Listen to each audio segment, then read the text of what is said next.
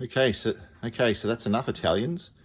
Let's get back to something a little more Japanese, or something very Japanese. Here we have a 1982 Honda CB900F2.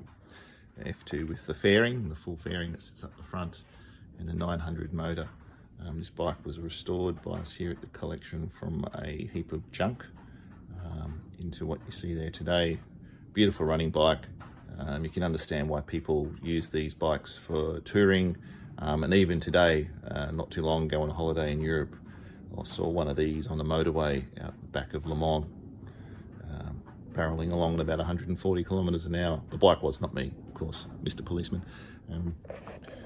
It's really much, of course, you can understand why they also morphed into race bikes, because they do have so much fun, so much power.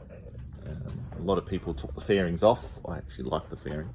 You see he's got the leg guards up to the bags for your hairdresser, for your hairdryer and your wallet and keys. Typical CB 80 CB instrumentation.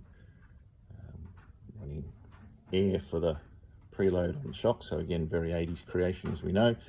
And just a little bit extra on terms on the dash. You've got a clock, and you've got the temperature gauge. Oh, your amp meter, sorry. Don't need temperature gauges, air cooled. CB900F2. Lovely bike. Our next bike is the Honda CBR1000F from 1987.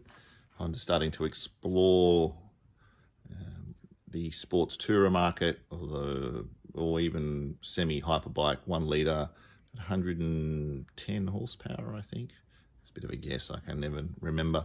But again, starting to develop, I guess, that split in the road in terms of motorcycle design, from the more sporty bikes, which we'll get to in a moment, to the larger, more powerful sports tourer mile munchers, and that genre as it developed. This is the first series of the CBR1000, sorry, and it became quite popular, particularly in America, as you went into the early 90s. So the bike probably had a production run about 7 years. I think 94 was the last they were producing the CBR1000. That time, probably the main change was the fairing design and the colours. The early ones had a deeper fairing at the front, ran a 16-inch front end as well, and had a bit of the orangey colours. You saw the red, white and blue, and the later colours are probably much more appealing on the eye. But those little changes take it away from what the original design of the bike. But if you have a look between the 900F2 and where the motorcycle design went to the 1087, so we've got about 5-6 years between these two bikes, you can see that CB900F2 very much a product of the previous decade, and the 1000F a sign points to the next decade of the 90s.